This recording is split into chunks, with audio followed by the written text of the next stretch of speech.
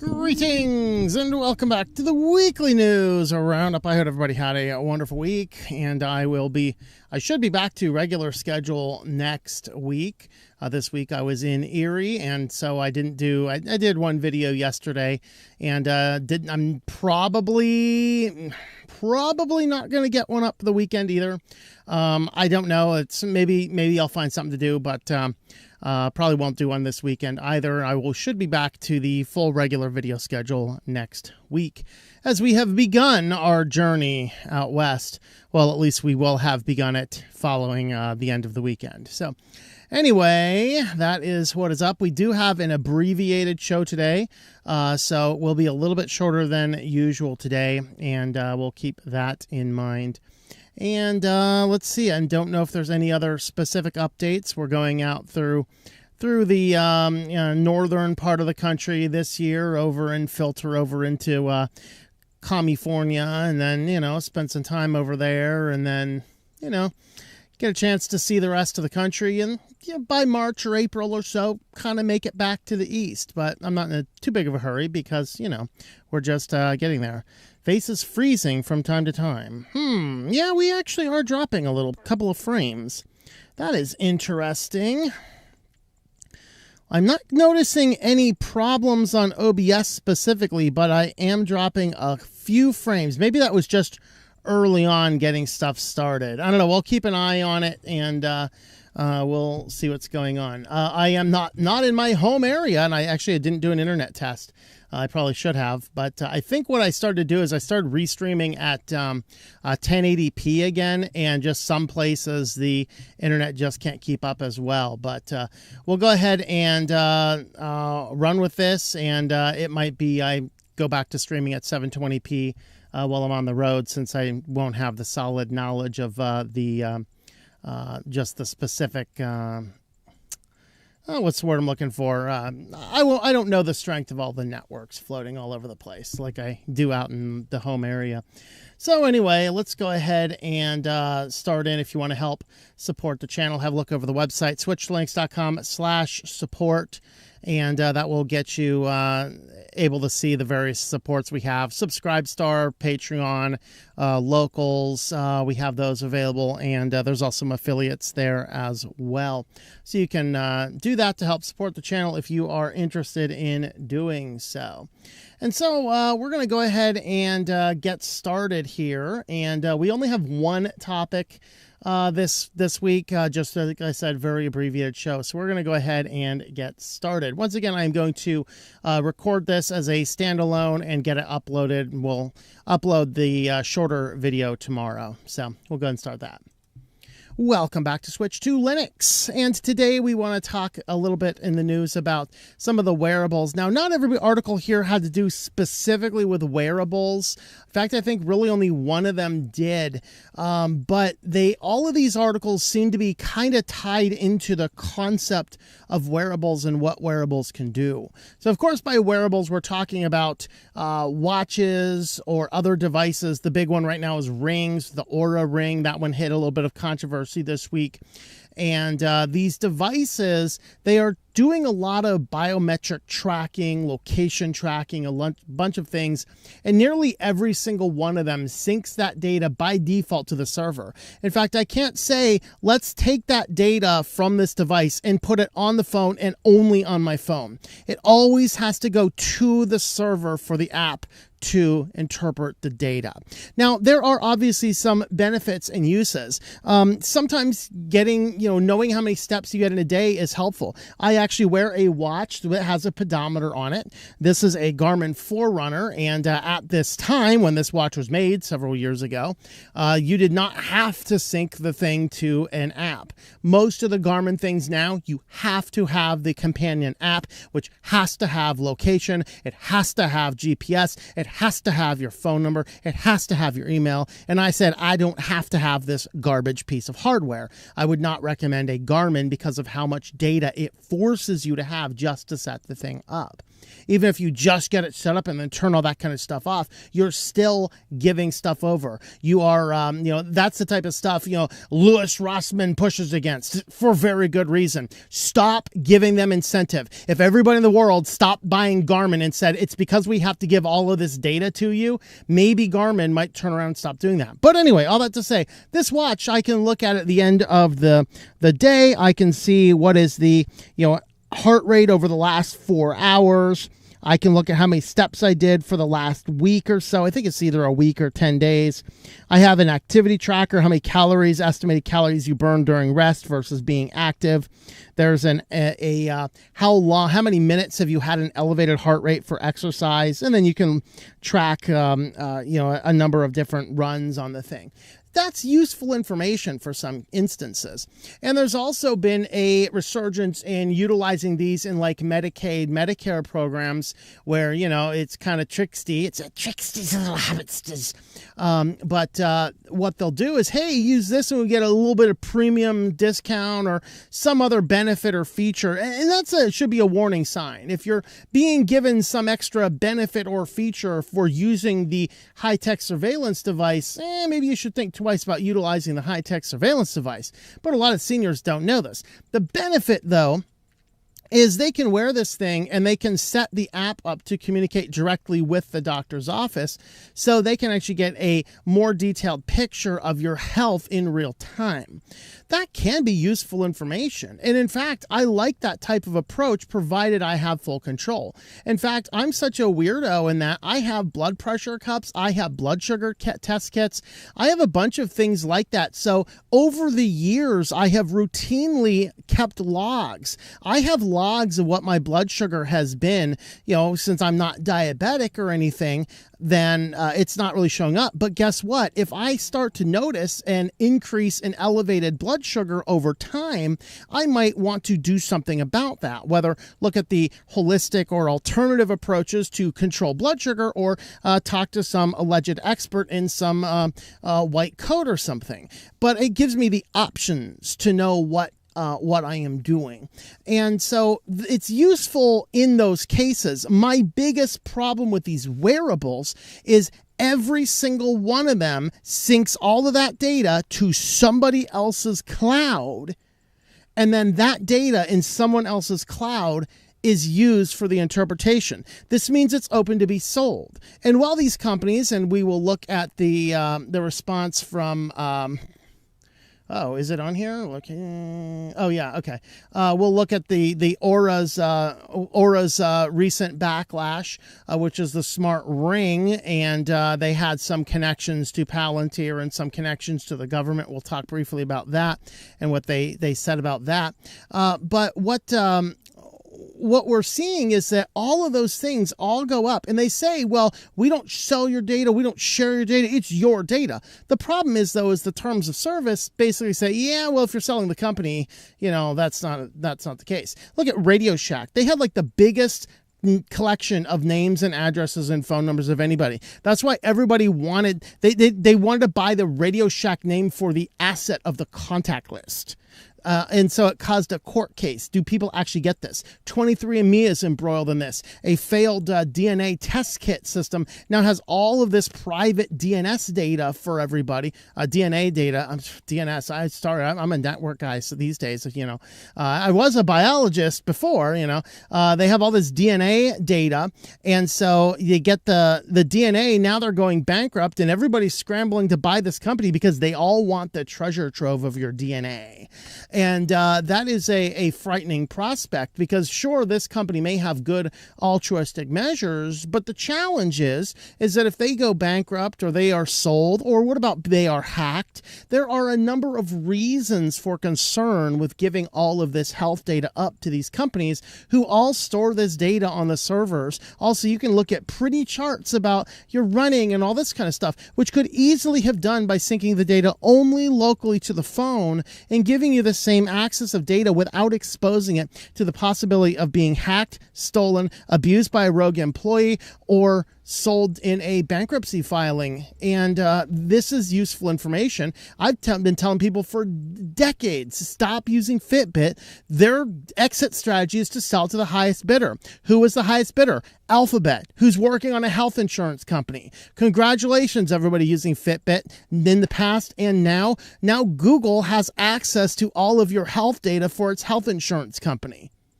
Interesting. Yeah, count me out. And so when you can use wearables in a safe circumstance, it makes a lot of sense. And if there were good wearables like that, I would use them, but they are hard to come across. There's been some work on the Pine Time, which can do things. There are some apps. I haven't seen any that are fully production ready. So, and honestly, what I have with this Garmin watch is good enough for me. I don't log the daily steps as much over the long term. Just, have I reached my daily goals? Have I reached my weekly goals? Okay, we're good. And so that's useful. Now, all of this to say there are a few different hidden things. This one just showed up in our security news, and since we're talking wearables, let's go ahead and throw it in here. From Fitbit to financial despair, how one woman lost her life savings to a scammer through Fitbit. Well, that wasn't on my bingo card. So as the story goes out, of course, everybody wants to gamify and socialify everything they're doing. So you can put your Fitbit stuff on the Fitbit social media tracker app. And look at me, friend. I walked 3 miles. What did you walk? Ha ha ha. You got to beat me tomorrow. And so posting this kind of stuff up, and some person reached out saying, hey, thanks for the help, and blah, blah, blah, things like that. So not so long ago, a scam victim named Karen reached out to me asking for help. The story may seem unbelievable, but it happens more often than you think. So Karen says this: my story started on January 1st when a man called Charles Hillary liked something I shared on my fitness app, exercise app, Fitbit. He kept on reaching out instead of just liking it and moving on. So, internet stalker, wonderful. I know the feeling, They do it to, so basically, it wasn't long until Charles asked to move the conversation to Hangouts. Of course, this is apparently like, who uses Google Hangouts? Like, should have been easier to figure out who this guy was. There's like, 5 people on Hangouts? 2 of them are the scammer and Karen. But anyway, this is in 2020, keep in mind, just before it closed down. So, of course, moving it to a different place, this is where, Fitbit's like, it's not us, they're communicated elsewhere. Well, they could have communicated there. But the challenge here is the same thing with Roblox, If they just kept the conversation here, well, they didn't. There's a thought. Moving the conversation to a more secure environment is not something scammers do for convenience. More secure environment. Okay. They do it to reduce the chance of anyone listening in. So basically, they didn't. They want to move it from one service to another. Now, could people move from Discord to Roblox at some point in time? Yeah, possibly. Maybe you just want to distance yourself from the point of origin of contact. That might actually be the plan. So Karen is slightly suspicious when she would get messages from Charles, given that he had told her he was from Atlanta, Georgia. Every time he messaged me, it'd be around 2 a.m. I asked him where he was. He responded he was on a contract job with the Diamond Offshore Drilling in Ireland. Which she found out later not to be true. Of course, just in case you are unaware, the Ireland shares the same time zone with, Nigeria. So, yeah, she's talking to the Prince of Nigeria himself, guys. Late January, after Karen and Charles had been talking for almost a month, he asked her for some help.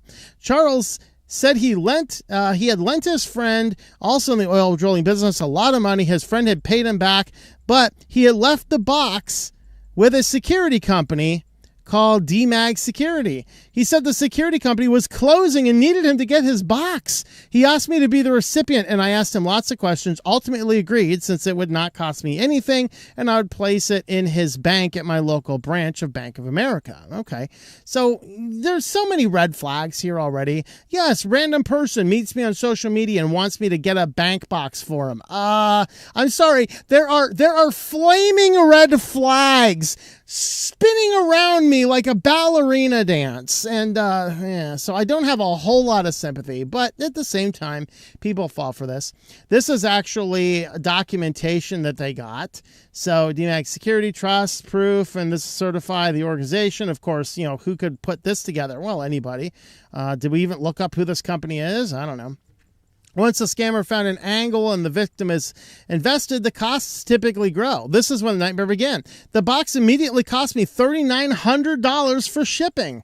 Wow, shipping a box? If it was cash, they should have just opened it up and taken the $3,900 out. That'd be great, you know. After that, Karen was asked by the security for the money for the various forms. Charles told her all the forms should be secured, but the money was placed in the company. He played innocent through it all, and this is when the forms are expensive. So okay, if somebody says you need to fill out paperwork and it's going to cost you $25,000 to $60,000 to fill out the paperwork, peace out, yo. This is a scam, but I guess some people don't know about that. So Charles gave Karen several separate reasons why he's not able to get the money. His bank account had been frozen due to money laundering. Well, there's a warning. Okay, the red flaming flags have now exploded into fireworks surrounding me entirely. Yes, my bank account has been frozen due to money laundering. Would you get my money box? No. His ex-wife had taken lots of his money, so he froze the account until he could return in person. He had illegally done oil drilling in Russian waters and made a lot of money also in the box and could just not let anyone find out where, or he'd go to prison. So yeah, I'm going to engage in a conspiracy to hide your crimes from Vladimir Putin. Okay, wonderful. So at this point in time, she owes $65,000. She was borrowing money for all this kind of stuff. So, you know, the point of all this, it just kind of started on Fitbit, but I want to talk more about this story here, though. This one, Ringmaker Aura CEO addresses recent backlash, says future is a cloud of wearables. So what happened is information came out that there was a partnership announced between Aura, which is a smart ring company. Basically, you can buy these. I saw them at Target, I think. They probably have them at Walmart and Best Buy and stuff. You basically get the ring and you put it on, and it's basically the one ring to rule them all. We did a video about Aura actually when it was first announced. You have to tie it to an app, which has to have all of that stuff enabled, probably the same thing as Garmin does, and sends all of your data on up to the cloud. And so what they end up doing a Department of Defense, and there's also some connections to Palantir. So, of course, we did an in-depth video on Palantir. If you did not watch it, you should probably watch that one because we really covered into what they really are. It's just a weird company. It's simply a weird de-siloing company. That's effectively what Palantir is. And that in and of itself is problematic, particularly in government. We want a lot of silos. The silos and the bureaucracy is what protects us against government abuse, no matter who is in whatever offices. And so what he actually comes out and says that they had a contract with DOD, but this contractor requires them to run the enterprise solution in a separate secure environment, and the government does not have any access to any of the main data. So this is why I think where some people just get a little bit hypersensitive is just because the government struck a deal with some company does not mean that the government has full access to the company's servers. That's really not the case. Although, you know, if they have this big lucrative multi-million-dollar contract that goes, so tell me where that switch to Linux guy was last week. You have data on him, right? You know, then they would probably be a little bit more amenable to helping out their biggest client. That is a possibility, but or their most powerful client. So there is obviously some degree of concern, but they do not explicitly have access to everything. So the problem is that how much data the rings collect. Now, what's DOD using it for? So is it probably for soldiers to track them and things like that so that, you know, the military can engage in dystopian monitoring of their people in the field. We'll talk about that one next. But it collects heart rate, sleep, body temperature, movements, menstrual cycles, and more. I don't know what that more is. Doing a number 3, I guess. WTF, what? he already basically come in and says, hey, we don't share your data. Now, this is the part here you have to be careful of, this one here. Basically, he says that the company does not sell their data to third parties without your explicit consent. The problem I have with that phrase, without your explicit consent, is these big companies interpret that to you have agreed in the terms of service and the privacy policies that they can use that data. And they say your explicit consent means they can share your data because you have agreed to the terms of service on the privacy policy. You see, this doesn't mean they're going to contact you up. Hey, would you like to send all this health data over to this research study who's studying, sleep habits and things like that? We're going to send you an email. Can you send us back the affirmative? That is what explicit consent sounds like to me. No, they define explicit consent to this. It is in the privacy policy. By using the app, you agree to the privacy policy, which you probably didn't read, and implicit in the privacy policy is your consent to give your data up. And that is why I think this is a completely disingenuous quote out of this guy's mouth. All right. They are not over there trying to tell you about it. In fact, let's just turn this around a little bit. Let's suppose their buddy, the government, does want to know where that crazy switch Linux is. Anytime these things come down through these tech platforms, they also provide a gag order. So nearly every one of these companies, they do give information, direct, explicit information to you without your explicit consent. They, in fact, are gagged from telling you. They can't even say, hey, by the way, the government asked for information on your whereabouts based on the wearable that you have. They have that ability. Like they can't do it. So this is completely disingenuous at best and an absolute lie at the worst, because you did not give explicit consent. You glassed over and didn't even read a privacy policy that you agreed to use the app because you got too excited about this stupid ring that would collect all this biometric data and send it to some third-party surveillance company. So what he said here, of course, where he mentioned this, the DoD does not have access to our data. This is done with, same thing that Palantir does. Palantir does not host servers where they collect and de-silo all this data themselves. Everybody using Palantir has a Palantir instance installed on their own system, and that allows them to connect all the different data sources together. It's kind of like, am I hosting my Nextcloud, or am I buying a Nextcloud instance for somebody else, or am I using somebody else's? Okay, if I want to use Nextcloud, by and large, the easiest way is for me to deploy it myself. That's really what Palantir does. It deploys it on somebody else's servers, and they just have software allowing you to de-silo all of the data and make the connections from what is on your private instance. The downside of Palantir is they highly encourage you to send some data back up to the central base, and that is where we can get some problems. Now, Hale explained that Aura had acquired a company. This is the Palantir. Aura acquired a company last year that had a software as a service relationship with Palantir, meaning a business contract rather than a data sharing agreement. That relationship was for something called Impact Level 5, which is another DoD, very interesting, another DoD certification standard for handling sensitive, unclassified data. So they have a small commercial relationship with Palantir. Systems are not connected. There's no way Palantir has access to your data, and no one in the government can see your data. No one at Palantir can see your data. Totally overblown. Maybe. Until a rogue employee gets in. Hey, maybe the Gestapo offering $10,000 to push data from the central servers of Aura is actually a government employee, because they have found that they can buy data easier than they can get a warrant for it because of that pesky Fourth Amendment, or Fifth Amendment, sorry. Hale added the privacy and security of user data is important to the company and its customers. He pointed out that Aura's terms of service state that it will oppose efforts designed to use user data for surveillance or prosecution purposes. Except it's a U.S.-based company. If the government wants information and pursue it to a crime, they have to give it over. This is why if they develop their product instead to store this stuff only locally on your device, then they actually have to come and knock on your door to get your device.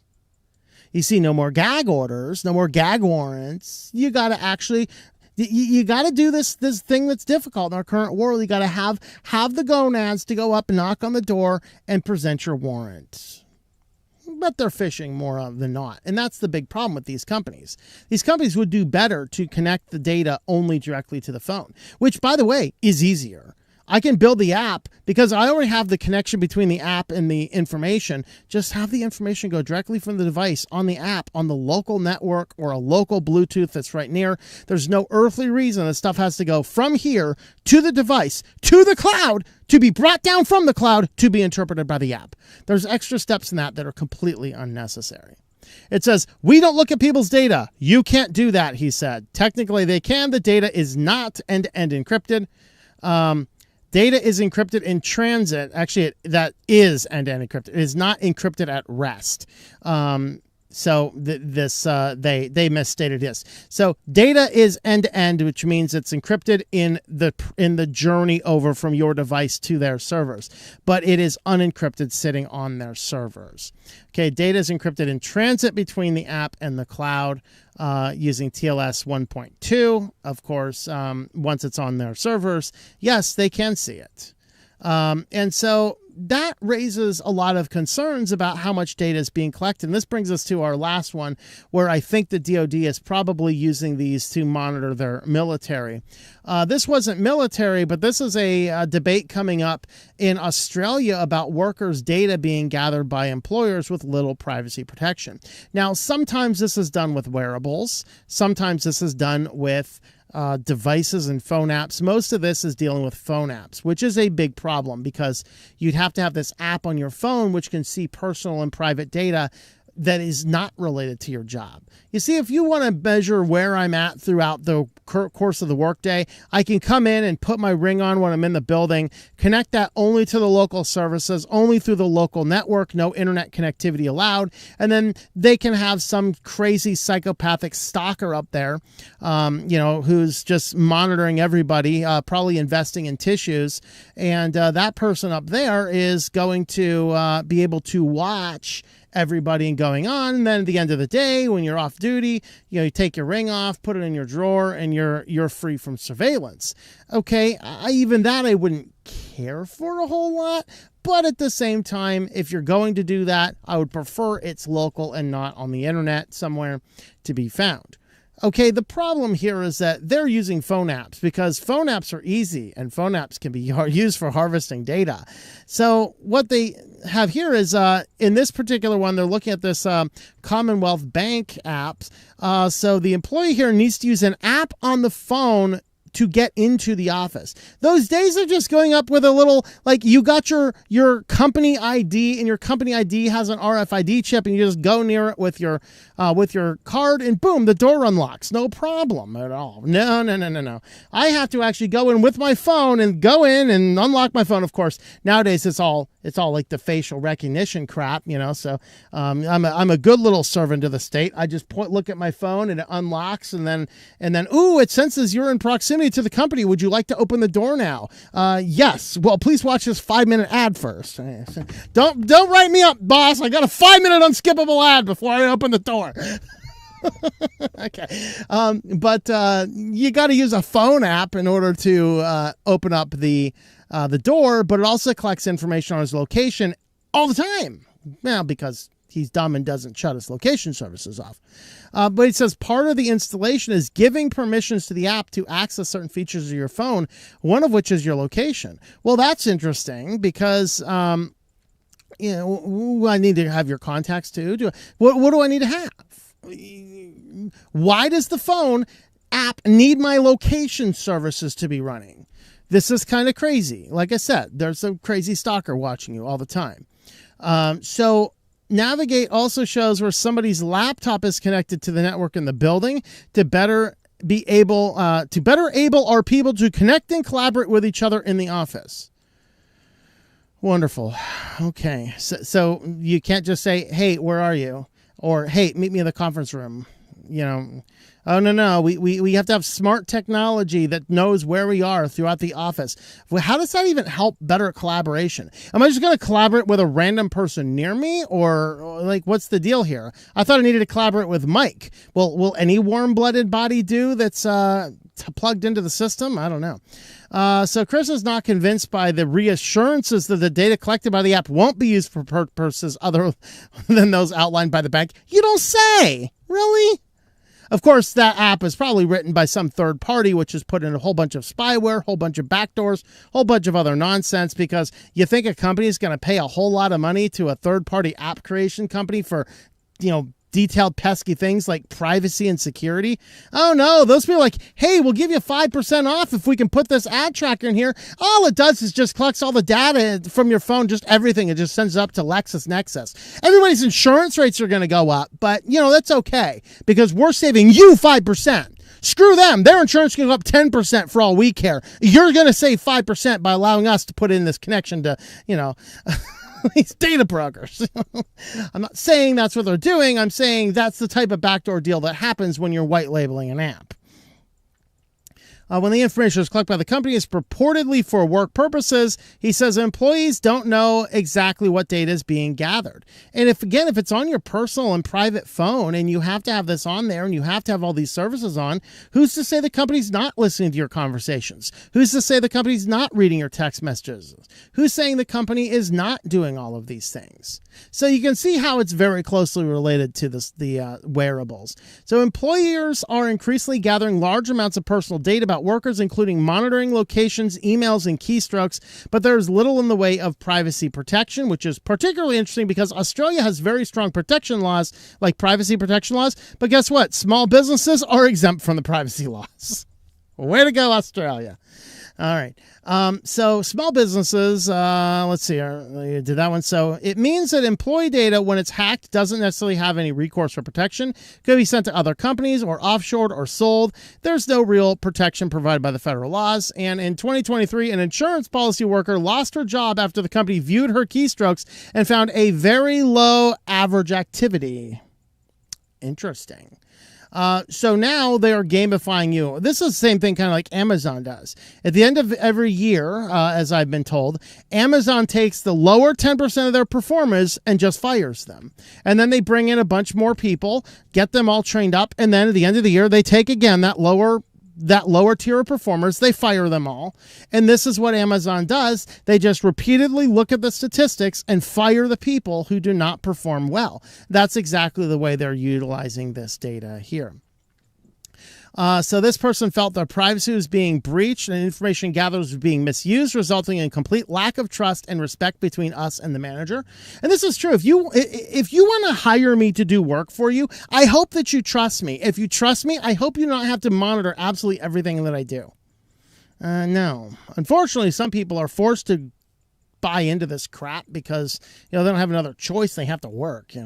So last year, Virgin Australia had accessed the key swipe logs and CCTV footage from a flight attendant's hotel room, finding he had a grinder hookup prior to asking not to fly. So the guy calls in and, hey, I don't want to fly this morning, something, whatever. I'm hungover. I'm, not feeling well, feeling sick. So they decided to access the swipe logs and even the CCTV footage. Okay, creeper. This guy definitely has stock in Kleenex. And so they looked at the footage and they found he had a grinder hookup. So is this guy fired for being gay, or is this guy fired for what exactly? And creepy, you're looking at the CCTV footage? Yikes. All right. So, of course, now with artificial intelligence, this stuff amplifies itself.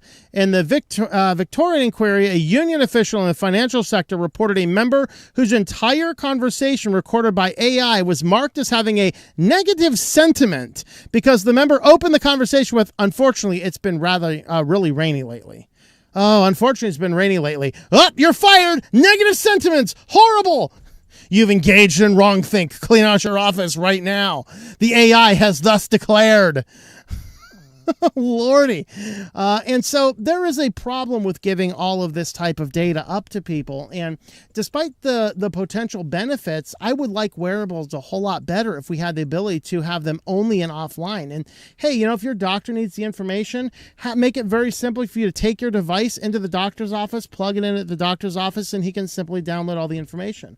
Or hey, it's an app type setting. I can choose to manually go into the app and say, boom, share data with the doctor. I can actually set it up on a local only system and actually have a daily doctor sync. I can still do that without storing all that data on a company server. So if a wearable technology comes out that allows me to collect all of this information only on a local service and only sharing it when I explicitly want to, rather than keeping everything on these third-party company servers, I'd be a lot more happy about this. The challenge is that there are too many issues with these services, especially in the light of people are trying to save as much money as they can in these companies. This usually means hiring, not the best workers in securing things and stuff like this. And then what ends up happening in the light of all of this is we have a circumstance whereby the people are already prone to be hacked.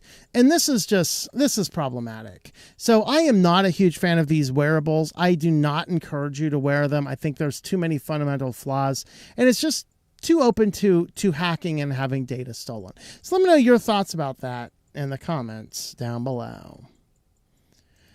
All right, so we're going to stop ourselves and take a little comment break, and then we are going to get on into our QuickLines, which again is also abbreviated today. I think it looks like we have 7 or 8 of them. I'm drinking peach green tea tonight. All right, we've got 44 watching on the Tubies. Does not look like we dropped any more frames other than when we first started, so that's good news. All right, let me actually start over. I'll start over on Rumble. We got 9 watching on Rumble. Looks like just me, Ivan, and Dan hanging over there. Greetings, Dan. How's it going? We got 10 currently watching on Odyssey. We're over on Odyssey. Let's see. Again, over there it's just me and Ivan. All right, we're going back to YouTube, I guess. So there's activity going on over here. Ice-T Dakotan. Greetings. If you are in one of the Dakotas, I might be driving through you sometime soon. All right. Evening or Thunder. How's it going there? Night of Light. Greetings to you. I think we got some religious SillyVille Night of Light. Yeah, you'll love it. You gotta love it. All right. Mr. Snipes, hello to you. Silver Adventures, greetings to you as well. Your face is freezing from time to time. All right. Let's see. My chance of going to be swinging through South Dakota. I am probably going to be swinging through South Dakota. Send me an email, and which you should be able to find on my website. Or if you are on the Matrix server, ping me a message over there. I will let you know what my plans look like. Lunduke said Trump made Antifa a terror organization, pointed out that many Linux distros are Antifa proud. That's frightening. I will, that is definitely something. If you can send me that, I would love to see it. I might bump into it. Like, I haven't watched much of news this week either. So, which is kind of frightening because, there's really not a lot of pro-Antifa Linux. Antiques was, and that's the only one I know off the top of my head. But even that, I don't even know if it's specifically Antifa. I think that where that came out, of course, that is the same developer of MX Linux. And I believe that the information for that came out in a beta version. And it's possible that there were just some links there that were not scrubbed out of the beta properly. So, I mean, I don't know. Like I said, I don't care what his viewpoints are. It's the same, just any Linux developer. I don't care what your viewpoints are if you can keep your stuff out of the distro, unless, of course, the distro is explicitly targeted to that group. If you want to have an Antifa Linux distro with all sorts of Antifa resources in it, have at it. Enjoy yourself. Just don't make what's supposed to be a general Linux distro and put it full of a bunch of stuff because it starts sounding propagandical. All right. Hello, Keith Wooster. Greetings. I can't get drivers. Uh-oh. I do have things like a pedometer when I go on trips and do a lot of walking. Drivers for what? Graphics card. What is your graphics card?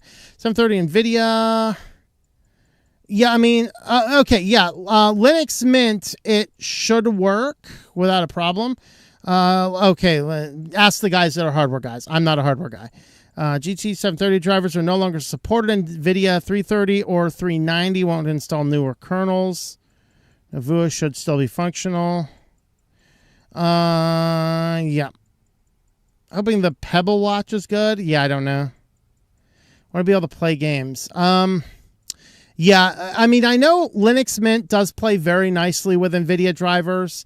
You might need to change the kernel, either try an older kernel if it's an older graphics card or a newer kernel if it's a newer graphics card.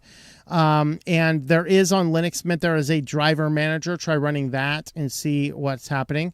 Duotitus says rip Charlie Kirk. Yeah, we had some unhinged psychopath leave me a comment yesterday. Say the thing she said and you're likely to get shot. So I responded, yeah, he got shot for asking for a calm and peaceful conversation. Needless to say, the leftist psychopath actually deleted his comment and went somewhere else. He couldn't stand rationality. Like, you know, like, what do you want to do? Like, do you want to do something more than have a quiet and calm conversation? Whatever. My way to stop using the internet and everything that connects to it has become more trouble than helpful. Now you just got to do it right. Like, I mean, I haven't seen an ad in years. I mean, geez. What about those blood sugar pressure things they put in your arm and monitor your health in real time? Yeah, so most of those are specifically used primarily with type 1 diabetes because type 1 is a lot more, it is a lot more prone to be fatal if you miss something there. So, and some of those, you know, like a friend of mine uses those, and he really likes the ones on the phone because they'll set up the dings. In fact, I have another friend also with one of those, although I think she might be type 2, but she has it set up not only on her phone, but also on her husband's phone. And so that way, if there's a blood sugar dip or something, then they both get the notification about it. So again, there's useful things about these. The problem is, man, is I worry about the back end technology of these. Now you can still get them that only connect to the local devices and, you know, buzz your side or something if things are going out of wonk. So. There's advantages. Don't forget, if you need representation, Barbie does now have a diabetic Barbie with one of these things on it. Yes, it is true. It does. All right. You figure out people with the Fitbits, we're easy targets. Yeah. So if I don't know somebody, not going to help them out like this. You know. I hate flock cameras. Amen to that. Numerous law enforcement agencies using flock license readers pair them with Palantir's Gotham software. Yep.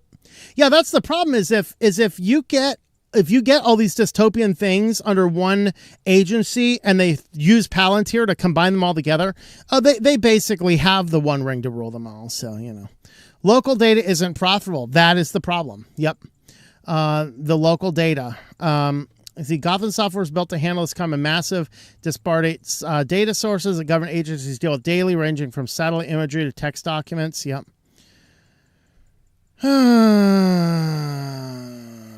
Okay, my cube is where my laptop is. Let's see. Cool boy over here. Well, thank you. Greetings. Me too. I haven't been in my cube in years. Someone else is using it now. Let's see. What do we talk about? Your cubes? Been in your cube? What? Okay, I'm lost. I don't know what's going on. Unfortunately, I'm about to be forced back into the cubicle. 5 years, apparently successful. Too successful to have remote work. Continuous blood sugar monitor. My brother wants my mother to use it. He owns a pharmacy and his wife is a doctor. My mother is refusing to use it. Would rather bore her finger. Yeah. Up to your choice. User menu X. Greetings. How's it going there? All right. Well, welcome back. Chelsea Armour. Hello in Toronto. Greetings to you. How's your van life going so far? Going good. We are on our 5th cross country trek of the year, so or of the van life. So it'll be a lot of fun going out to visit the last national parks I have not been in that you don't have to fly and float into in the lower 48. So I've been in every national park in the lower 48 except for 2. And I'm going to hit both of those this year. All right. Let's see. I'm going to email you the video. Working on building my own distro from scratch. Awesome. Reminds me of Linux from scratch. What happened to Charlie Kirk is one of the reasons the average American's common sense is going on sabbatical. Yep. I cannot finish Happy Gilmore sequence. It's a cluster. Short answer is no. They can't be trusted. Yep. Hello, Mark. Greetings. Haven't seen you in a while, Mark. All right. Let's see if there's anything else over here. And this is probably a dangerous prospect, but let me go ahead and have a look at the Matrix server real quick. If there's a lot of activity going on over there. Let's see. September 18th. There we are. Good evening. Hello, all. Is engaging moorings, engaging thrusters, fourth power impulse, fully power to the Weekly News Roundup. All right, greetings. Is there a way to get data out of the Garmin? The watch, I can connect the watch to an app, yes. No, I'm not going to. There's not a way to collect data out of the Garmin other than that. Okay. The future is cloud of wearables. I thought the future is chip implant. That's right. CCTV footage of the room. I have no idea. Hey, ADT was doing that. If you had ADT security, they had creepers that were watching some people through your hotel or through your home cameras. Yikes. I actually knew a person that was putting like Amazon Ring cameras in their children's bedrooms. Yikes. That is a little on the disturbing side. All right, we're going to get over to QuickLines. All right. So first up in QuickLines, when AI chatbots leak and what happens when it does. So a company I'd never heard of had over 150 million app downloads across the portfolio. It had an exposed, unprotected Elasticsearch instance. So of course this is Viro AI. Probably nobody has ever heard of it, but they have 10 million downloads on various things, just hundreds of just probably the same exact thing rebranded 15,000 times for SEO, you know. And so they have all these downloads, all probably using a similar back end, but they have this search index, which is available. And the problem is you can easily get into it and see all of the data being done with it. So they define here the Elasticsearch instance as a database server running a tool used to quickly store and search lots of data. If it's unsecured because it lacks passwords, authentication, or network restrictions, it's unprotected against unauthorized visitors. So this one was. The researcher found the database says it covered both production and development environments and stored 2 to 7 days worth of logs, including 116 gigabytes of user logs in real time from the company's 3 popular apps. It included the AI prompts the users typed in, the bearer authentication tokens, which function similar to cookies, so the user does not have to log in before every session, allows users to view their history and enter prompts. An attacker could even hijack an account using these tokens. And it contained user agent strings of text with requests to a server to identify the application, its version, and the device's operating system. For native mobile apps, developers might include custom user agent string. This allows developers to identify specific app users and tailor content. So, a researcher here found the database was first indexed by the IoT search engines in mid-February, IoT search engine activity, and a list of devices or servers that anyone can access on the internet. So how does this happen all the time? Well, because companies are very poor with their security, and the companies delivering these chatbots feel they can only be relevant when they push out new products. Their engineering efforts are put where they can control cash flow. Security and privacy concerns are secondary at best. And we are seeing this in pretty much everything, right? So all of these companies are trying to rush as fast as possible to get something to the market, and it's barely tested as well as it ever should be. And that's a problem. A former WhatsApp security chief sues Meta, citing major privacy risks. This was an interesting article because I'm not quite sure which side to take on this. On the one hand, you have a disgruntled employee who claims he was wrongly terminated for pointing out critical errors in the WhatsApp protocol allowing employees of the company to access any form of data, and even saying that many employees were actually accessing that data anyway. And he claims he is fired for that, although an OSHA review board determined that the firing was justified. However, what are they going to do? Go against Mark Zuckerberg? That may not turn out well for them. Who knows? The problem is of course, Meta comes back with some basic claim saying, yeah, this is all just wrong. It's all the same play. We've seen it many times. We fire somebody and all of a sudden he comes back trying to disparage our name. Your Facebook, your name cannot be smeared in any more blood. Any more mud smeared on Facebook will actually start to clean it. So I'm not sure. I am more inclined to believe the employee here, but there are some questions. So a former WhatsApp executive filed a lawsuit alleging the company ignored serious security flaws that put billions of users at risk. So he alleges that thousands of Meta and WhatsApp employees could access sensitive user data, including the profile pictures, contact lists, and location details without proper oversight. He claimed the company turned a blind eye to large-scale account hacking, which he says reached more than 100,000 accounts a day. So instead of addressing the concerns, the company allegedly retaliated by issuing negative performance reviews and ultimately firing him. So he argues the company's actions violated the 2019 privacy settlement with the FTC that required Meta to strengthen user protections following the Cambridge Analytica scandal. So Meta pushes back. They say, sadly, it's a familiar playbook in which a former employee is dismissed for poor performance, then goes public with distorted claims that misrepresent the ongoing hard work of our team. You know what? There's a very simple solution to this. This is so simple. This is the easiest one of these arguments I've ever seen. Let's move to discovery. Let's allow a judge in, and let's have this employee show the judge exactly what's going on. This is not weird speculation.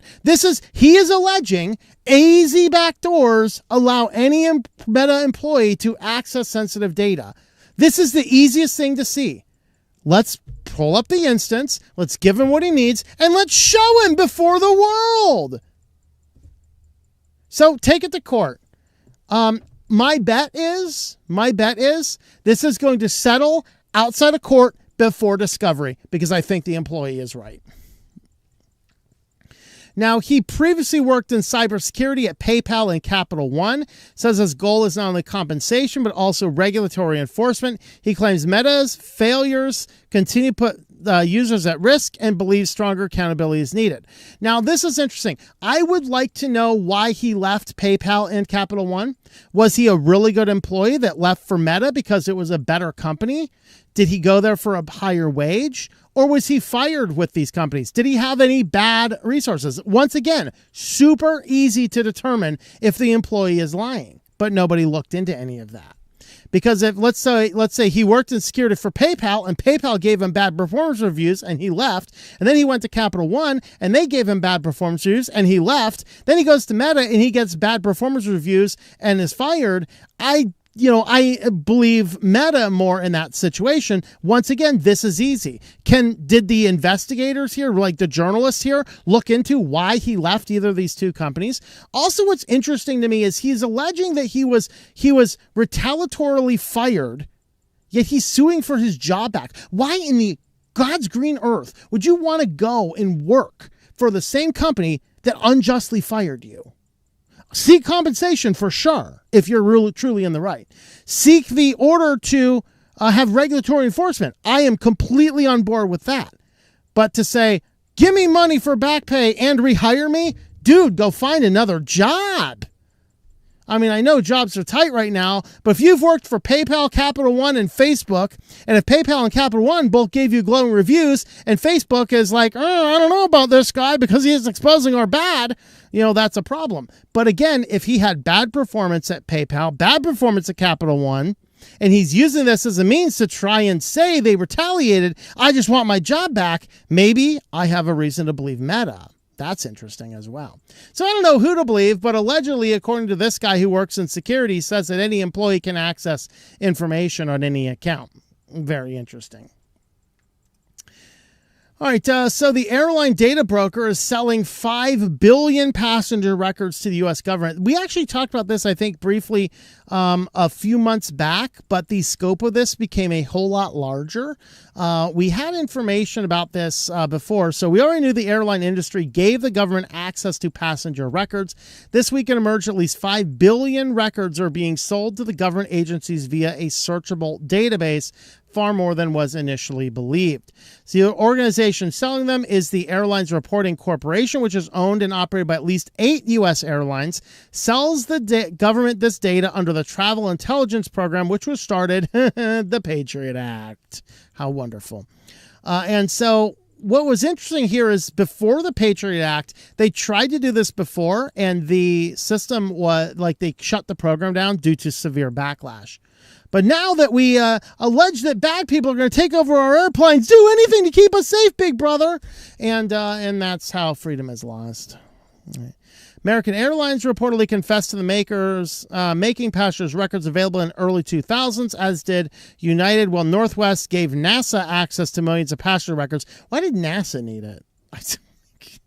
Aren't you working on space exploration?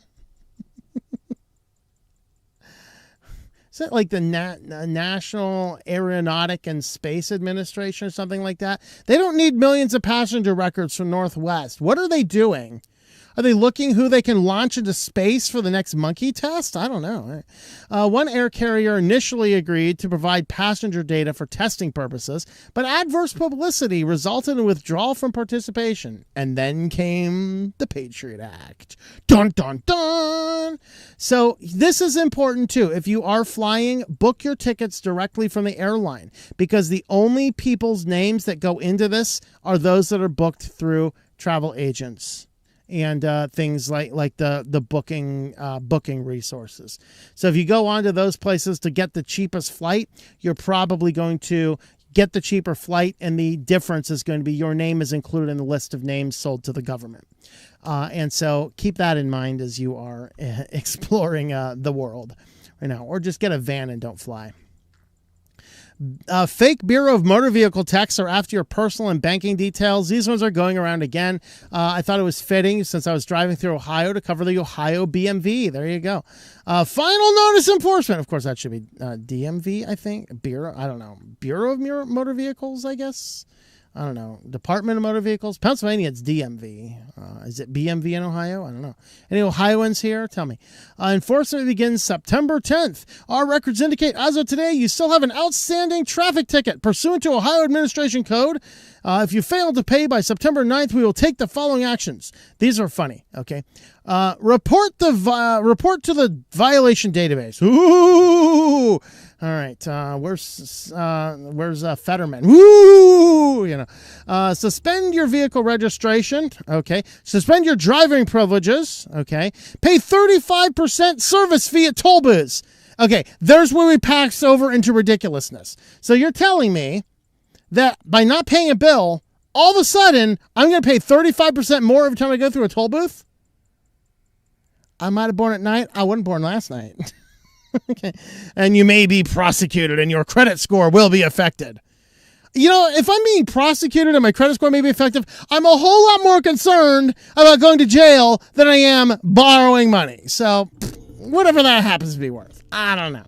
And then, of course, pay now. And this definitely looks legit here.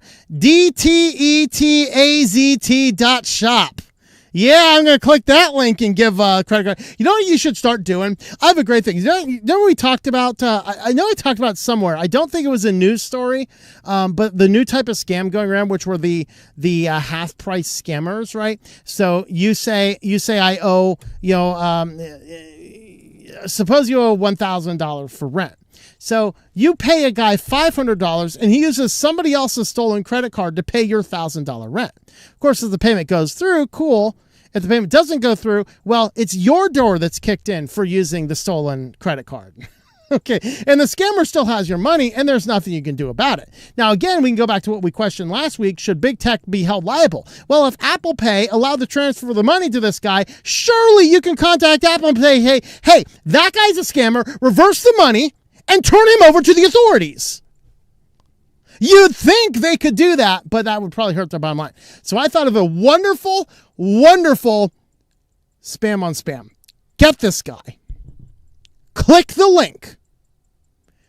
And then find one of the half-off scammers and have them put the stolen credit card information into the other scammers. And then I'm not sure how you're paying him his fee, but we'll figure that out later. Just get those half-price guys to start using these instead of anything else. It'll be great.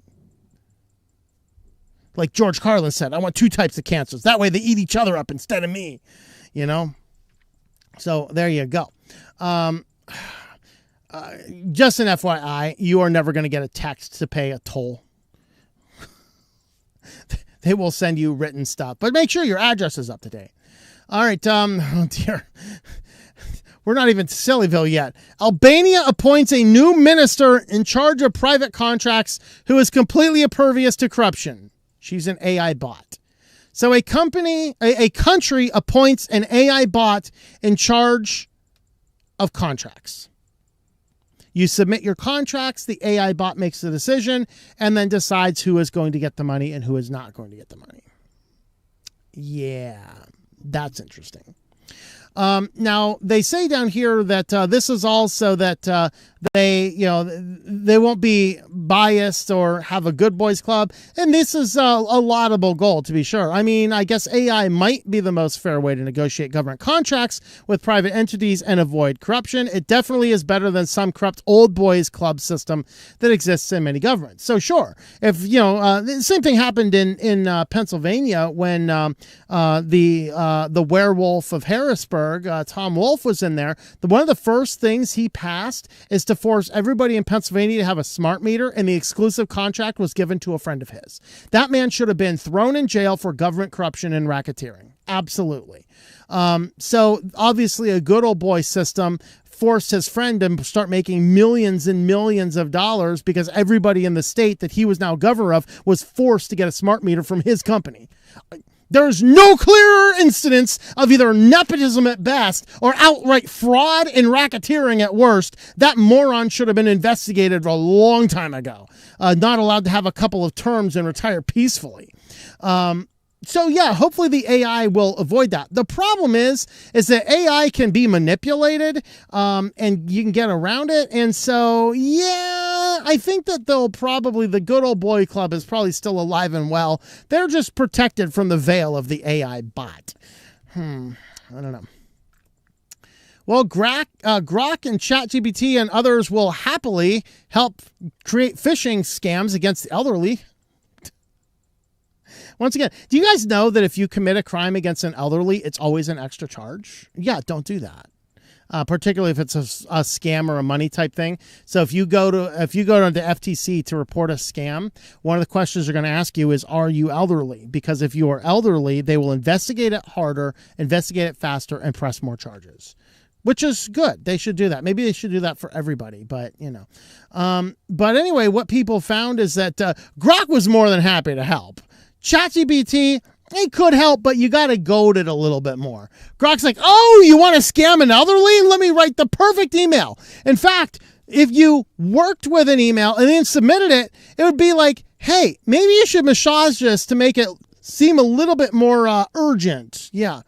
Grok is like, here's Mecha Hitler itself, right? Grok generated the deception after being asked by routers to create a phishing email that targeted the elderly. Without prodding, the bot also suggested fine-tuning the pitch to make it more urgent. So, of course, the FBI's Crime Complaint Center reported Americans aged 60 and older filed 147,000 complaints in the last $4.9 billion to online fraud, representing 43% increase in losses and 40% increase in complaints compared to 2023. They said most of the AI chatbots protested at first and cautioned the user not to use the emails in real-life scenario. In the end, their will to please helped overcome the obstacles because, of course, remember, these AIs are designed to please you. So in a separate test by routers, Gemini produced a phishing email saying it was for educational purposes only, but helpfully added, for seniors, a sweet spot is often Monday to Friday between 9 a.m. and 3 p.m. local time. Wonderful. Thank you for the extra tips. So there you have it. AI will happily help you. All right, is anybody out there still paying for streaming services? Like you need to have an exit strategy off of these, especially if you're on HBO, because they have a new CEO, and they looked down and said, HBO Max, you're undercharging. So expect it to rise, but not soon, because not only has the CEO said we are underpriced, ergo we are going to start charging more money, they are using the drug dealer approach to get there. Look at this. We'll read the other ones here. Once viewers are seemingly hooked on HBO Max, we would like to ideally charge more. That is the drug dealer approach. Let's get them all hooked and then crank up the costs. This guy is actually evil. He's probably out there protesting the life of Charles Kirk. Yikes. All right.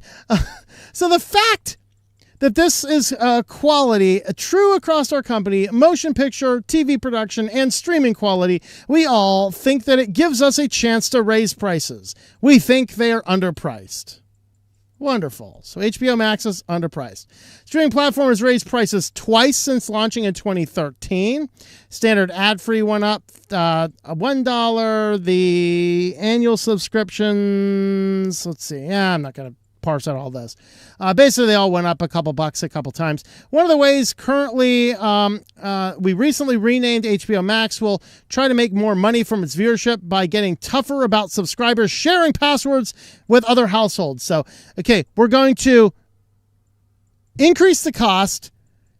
We're going to get tougher on sharing your passwords with other people, and then we're going to get everybody hooked so then we can jack up our prices. This guy's an evil psychopath.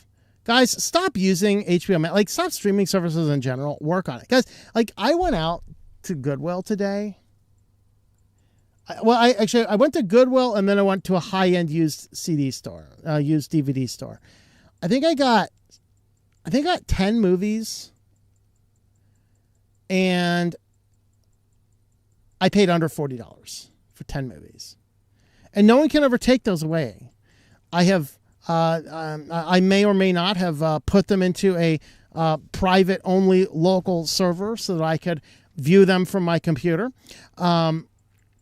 And the reality is those will be mine forever. I was thinking back to, of course, we were talking about this with the talk about Jellyfin last week, right? Looking at what is the oldest tape I have? What is the oldest CD I have? You got to think back to those. Like, I don't know. It's got to be a Pink Floyd CD. It might be metal. I don't know. I think it was one of my first CDs I ever bought. I don't know. There's probably a few other CDs out there I bought early on too. But the reality is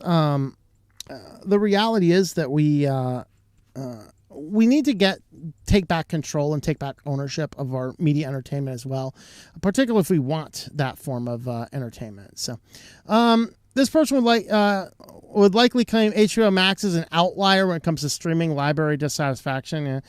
Still, increasing prices is rarely welcomed by customers, with many other options for streaming these days, including free ones. HBO Max will have to do more to convince people that it's worth the extra money than merely making the claim. So there is what is going on there. And on to our final one. Rolling Stone owner Penske Media is suing Google over AI summaries. I agree with this one because it's like, well, Google sits down and says, oh, no, we have a lot of click-through on these.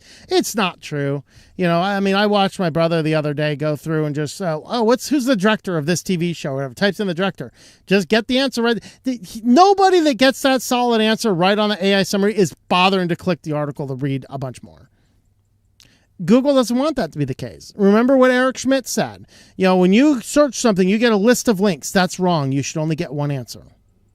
The problem is that Google is stealing that one answer from the very people that they insist gives them the answer, and then deprives them of the click, which deprives them of their advertising revenue.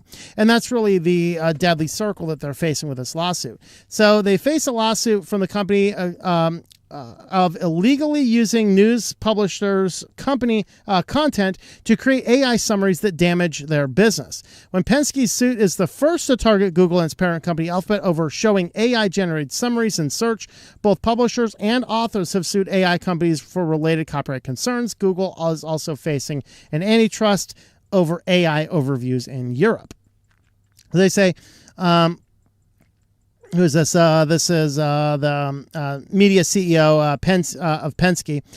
Furthermore, we have a responsibility to proactively fight for the future of digital media and preserve its integrity, all of which is threatened by Google's current actions. So the same publishers it relies on to provide the content need to create accurate AI summaries and answers. So what they're alleging is they have to have the accurate information. Google takes that information, presents it to answer the question being asked, and the people have no need to click on the link to actually see more, which means that now Google is benefiting from that rather than the actual publisher. Same publishers that relied on for the content needed those. The AI overviews make Google search more helpful and create new opportunities for content to be discovered, according to the Google spokesperson, who is lying because their mouth is moving, right? So basically, and I watched my brother do this several times because he's using Google.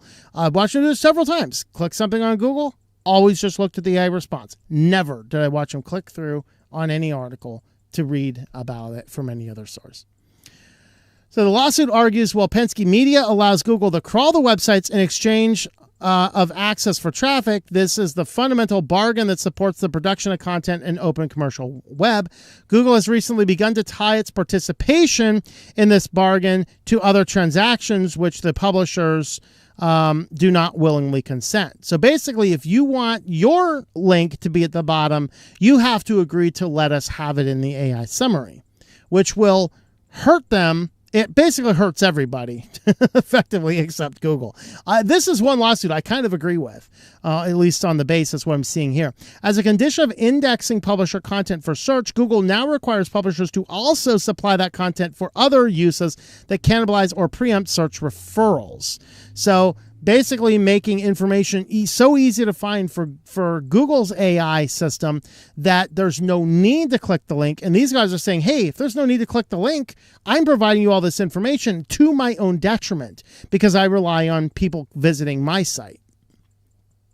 So the lawsuit claims they've seen significant declines in clicks from Google searches since Google started the AI overviews, and that's probably accurate in many instances. So there is our QuickLines, and we have one more section before we feed the beasts. And then where are the beasts? The beast was just up there like a couple seconds ago.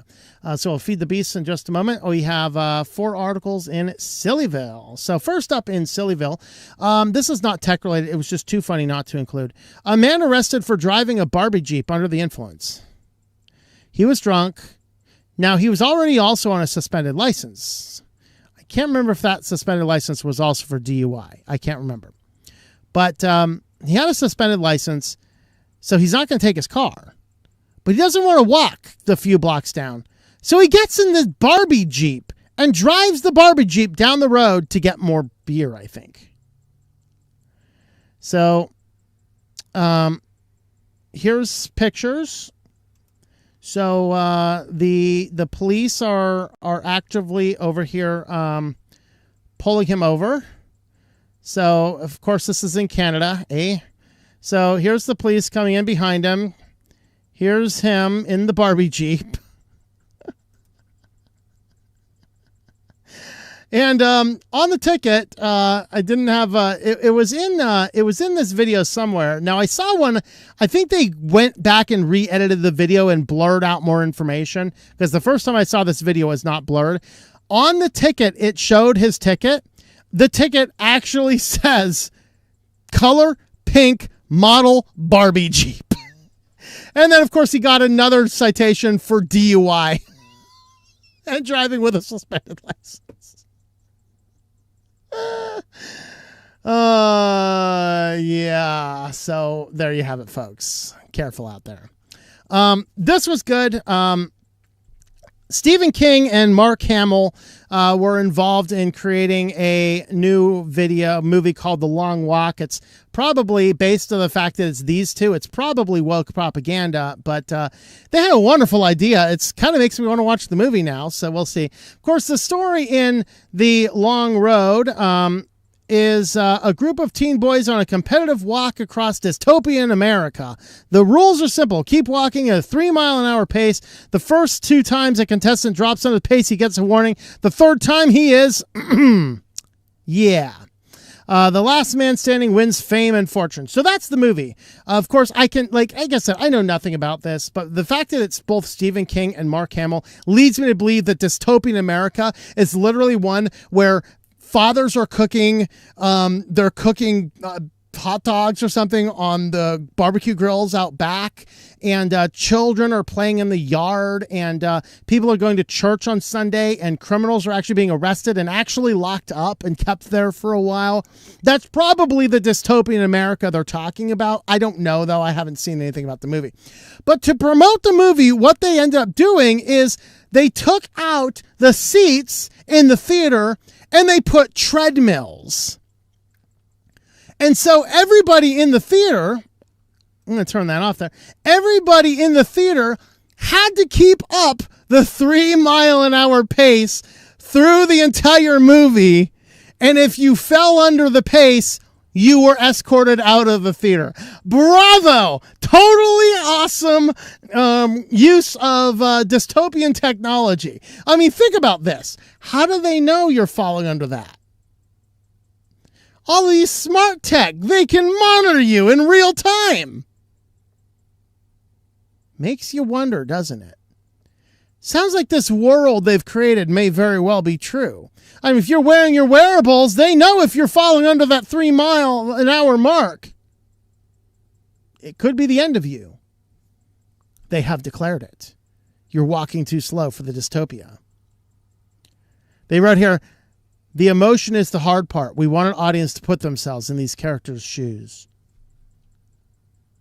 But I noticed they were safe doing it. Nobody got mugged in the movie theater. That's good. They kept the criminals out, right? Obviously, unlike the characters in A Long Walk, everyone made it. Everyone made it. You know, no one died. But believe it or not, walking at 3 miles an hour for 1 hour and 48 minutes isn't all that challenging. No, not really, actually. I used to do that 2 or 3 times a night, or 2 or 3, either 2 or 3 times a week, or 3 or 4 times a week. I forget. But anyway. This is a neat one. We have another one. Merriam-Webster sues an AI company for stealing their definition of plagiarize. What a time to be alive, folks. What a time to be alive. All right. So what's going on here is the Perplexity, Merriam-Webster claims that Perplexity simply just scanned all their material in, is spitting them out verbatim, even when it's wrong, but still points to the original source. So it is still plagiarism if you cite the entire thing and point to the source. That is called mosaic plagiarism. It is still a type of plagiarism. Like, just because you sourced it doesn't mean it's implicitly true. This is why, unfortunately, many of the modern Bibles, you can use up to a certain percentage in your book without seeking written permission. But if you have to use more than that, then you have to get written permission. In some instances, like the NIV, you have to use one explicit version of the NIV without explicit written consent, which is kind of nonsense. But even if you quote it all and just say where it's from, it's still plagiarism if it's not following the right copyright rules. And so basically, they're saying, as an example in legal documents, Merriam-Webster points out that when asked for the definition of the word plagiarize, Perplexity has the exact same definition as the print version of the Merriam-Webster Collegiate Dictionary. They also give further examples, pumping out nigh verbatim copies of articles from Encyclopedia Britannica. So Perplexity claims fair use for the materials, but fair use doesn't usually include profiting off of somebody else's work, which is true. You know, fair use means it's non-commercial. That's something to keep in mind with the YouTubers who flash fair use at the front of their videos. Not if you're in the partner program. Actually, the way the rules are right now, because YouTube monetizes videos even if you're not in the partner program, you can't use them under any circumstance. That was the hinge pin as to why the government said you're not allowed to film in national parks and post videos to your social media, which is ridiculously stupid and needs to be overturned. But unfortunately, that's where we are right now. All right. So basically, they're claiming that Perplexity has stole everything, is just pumping it out verbatim. Okay, including when it's wrong. And this one here, users are now turning to their chatbots for spiritual guidance, and this is how humanity ends. I have a sneaky suspicion that the Great Beast is going to be some form of digital technology. All right. So this story from the New York Times examines the popularity of religious chatbots and apps. There's an app called Bible Chat, has been downloaded more than 30 million times. That tells you the state of Christians. And another app called Hallow. Did you say hello? No, I said Hallow, but that's close enough. All right. It reached #1 spot in Apple's store last year. For the most part, these apps are supposed to point people to religious doctrine and scripture to answer their questions, although at least one website purports the users to chat with God himself. Yikes! That would be called blasphemy, folks. All right. However, these chatbots are built on top of AI models that are designed to validate users' opinions to the point that they can reinforce delusional or conspiracy thinking. Yeah, that's kind of the problem. Come on, AI chatbot. Find me one verse, AI. Find me one verse to justify my insanity. Oh, you can find it. It's there. And what this researcher says is that it's not using spiritual discernment. It's using data and patterns to give you what it thinks you want to hear. And that is kind of a frightening thing to be said about it. So there is our SillyVille. If you want to help support the channel, have a look at our affiliates. We do have a number of those. You can pick up service at any of those guys there, and that will help support the channel. And with that, we're going to go ahead and feed the beasts and then have a look at our comments. So let me go and find me a beast or two. Hey kitties, you want some kitty treats? You want some kitty treats, bud? You want some kitty treats? Oh, you want some water too, huh? Well, you got a little water there. I'll get you some kitty treats. Come on. Yeah.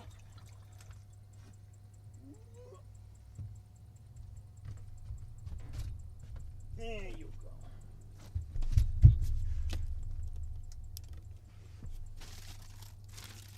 Kitty, kitty.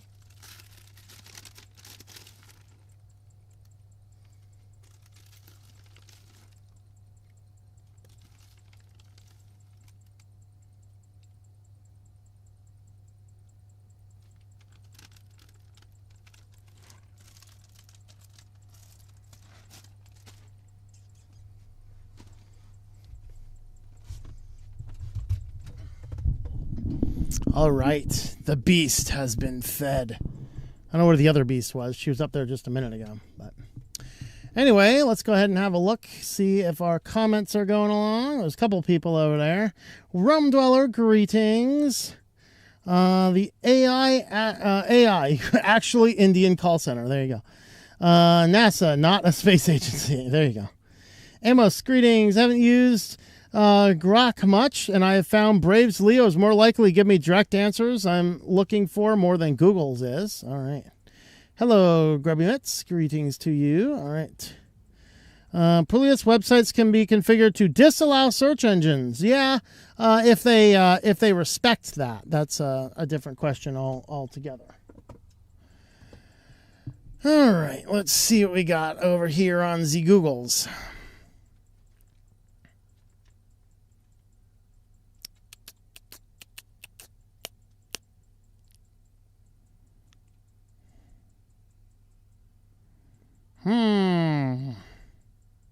Oh, there I am. I found me. For your friend whose continuous glucose monitors, if they are safe to use. My one friend that has one actually works in the AWS data centers. He's fairly competent on technology, and he likes them. In fact, I think he was one of the ones working with the prototype one that worked with the phone years ago. Let's see. Have to go. One of my aunts sent me to buy some cheese. Take care. Well, awesome. We'll have fun. Sounds like he's a good, ethical guy, not willing to play in the mud. There you go. Yep. Last I knew was an anime waifu. Wait, what? The Netflix approach. Never paid for a streaming service ever. Have no plans to start. Yep. All the media's on a disc. Got CDs dating back to the 80s. Yep. Anyone try Cape Wireless? I have not. I only use Claude for limited cases. I won't use ChatGPT, Gemini, etc. Don't ask AI questions. Just freaking have things to do. Yeah. Take Q&As with a grain of salt due to hallucinations. There you go. If you put a rye there instead of wheat, you could get ergot and get some real good hallucinations. Yeah. All right. Greetings. Let's see. Maybe the Wokesters driving the Barbie Jeep. Sorry, I showed up late. My answer is no. All right. Imagine ending up telling your Barbie Jeep story at an AA meeting. I got another DUI. Well, I had a DUI. They busted me for driving my daughter's Barbie Jeep. Think Cloudflare's work on software that blocks AI from scanning pages unless you pay a toll to the site owner. I'll tell you, as much as it may be joining the devil, but Cloudflare might be the way to go in the future. I don't know. It's going to be a dictionary suing somebody over plagiarism. They could even define it for them. Thing you use King James, and I need to worry about copyrights. There's a few other ones that are public domain or available to use, like the Net Bible, although its translation is intentionally weird, so it's not too close to any other mainstream translation. But that is released. I think it's CC0. It's not public domain, but they grant full use to use it anywhere for any reason. There's a few other ones that are actually released public domain with modern translations as well. She made Gen Z Bibles. Oh, I know. We covered it. One week. Didn't the Gen Z Bible appear in the news? Yes. About three or 4 weeks ago. Yep. So a while back, Perplexity ignored rule sets for robot file. Don't remember if you did. Yeah, we did that. They actually fought back against that and said that the reason that Cloudflare's test worked was because they don't scan sites randomly, but if a user tells a person to go to a site, then the Perplexity is acting on behalf of a user agentically, and so it does not have to respect the robots.txt file. That is what their answer to that was from them. All right, and I think the cat looks so disheveled in the sauce. I think he might be. I think he's reached elderly. He's my younger cat, but I think he's reached elderly age. He lost a lot of weight, and he's just, he doesn't look as good as he used to. But he's still kicking. He's still eating. He's still drinking. He's still, unfortunately, engaging in kitty cat bioterrorism. So he's good for now. Yeah, he doesn't wash himself as much as he should, which is probably good because he's been a notorious vomiter due to how much hair he actually sheds. So I have to brush him a lot.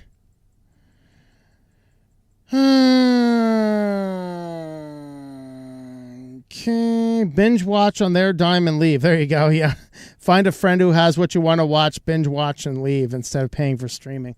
All right, I think that we've gotten to the bottom of the news. All right, guys.